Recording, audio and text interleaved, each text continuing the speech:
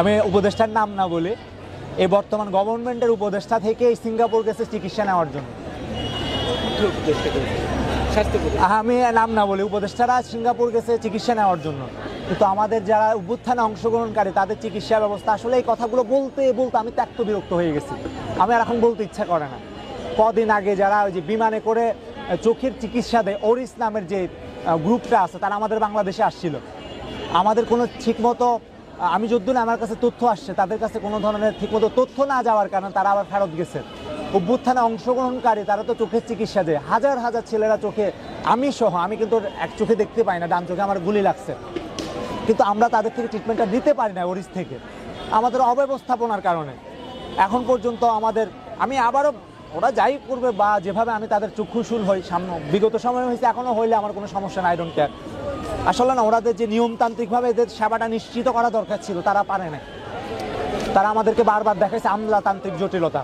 আমরা তাদের এই কথাবার্তা ধিক্কার জানাই। এখন পর্যন্ত আজকেও আর টিভিতে একটা নিউজ দেখলাম, চট্টগ্রামের ফটিকছড়িতে একটা ছেলেও, তার 3টা গুলি লাগছে। তার মা একজন গার্মেন্টস কর্মী, চাকরি ছেলে, চট্টগ্রাম শহরে একটা বাসা ছিল, সেটা ছেড়ে দিছে। তারা লোন করছে, এখন তারা একটা অন্যের এক বাসায় গিয়ে তারা আশ্রয় গ্রহণ করছে। তাদের দিন যাপনটা কি ভয়ঙ্কর! টাকার জন্য তারা এখনো চিকিৎসা করতে পারতেছে না। আজকেও দেখলাম চট্টগ্রামের ফটিকছড়িতে সেই ছেলেটার নামটা আমার মনে আসতেছে না, রমজান আলী বা এই জাতীয় কিছু একটা। কি বিভৎস অবস্থা, কি নারকীয় অবস্থা! কিন্তু ওনারা চিকিৎসা নেওয়ার জন্য ওনারা সিঙ্গাপুর চলে যায়। কিন্তু আমাদের ভাইদের তো সেই সামর্থ্য নাই। হয়তো আমাদের দেশে সিঙ্গাপুর মানে ওই ট্রিটমেন্টটা নাই, আপনি সিঙ্গাপুর গেছেন, না হয় আপনি দেশের চিকিৎসা ব্যবস্থাকে বিশ্বাস করেন না। আপনারা বিশ্বাস করেন না, তাহলে আমাদের ভাইদের এখানে কী চিকিৎসা হয়েছে? আমি তো এখন প্রকাশ্যে বলি, আমাদের অধিকাংশ ভাইদের অপচিকিৎসার বিনা চিকিৎসার কারণে অঙ্গহানি হয়েছে। অপচিকিৎসার বিনা চিকিৎসার কারণে তারা এখন পঙ্গুত্ব বরণ করছে। অপচিকিৎসার বিনা চিকিৎসার কারণে অন্ধত্ব বরণ করছে। আমাদের ডাক্তার তো নাই অ্যাভেলেবেল, ডাক্তাররা প্রাইভেট প্র্যাকটিস করে, তো তার অধিকার। আমার ডাক্তার দরকার ছিল 100, শত না, হাজার হাজার ছেলে গুলি লেগে আসছে, তার চিকিৎসা দিচ্ছে 2 জন ডাক্তার। আমি ডাক্তারদের রেসপেক্ট করি।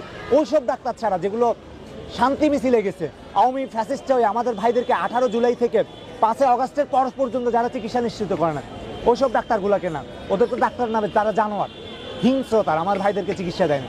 কিন্তু আমাদের অনেক ডাক্তার আমাদের জন্য অনেক কষ্ট করছে। তো একজন মানুষের পক্ষে কতজনকে চিকিৎসা দেওয়া সম্ভব? এই জায়গায় এসে না আমি আসলে খুব হতাশ, আপসেট আমি। আমাদের ভাইরা এখনও বিছনায় কাতরাচ্ছে। আর আমি পার্সোনালি বাইরে থেকে দেখতে, আমি আলহামদুলিল্লাহ শুকর, বাইরে থেকে দেখতে ভালো, কিন্তু ভিতরের আমার যা অবস্থা সেটা আমি জানি আর আমার উপরওয়ালা জানি। কিন্তু আমি কথা বলার জন্য রাস্তায় আসি, কথা বলার জন্য, হ্যাঁ, আমার অনেকগুলোই ঝামেলা, মানে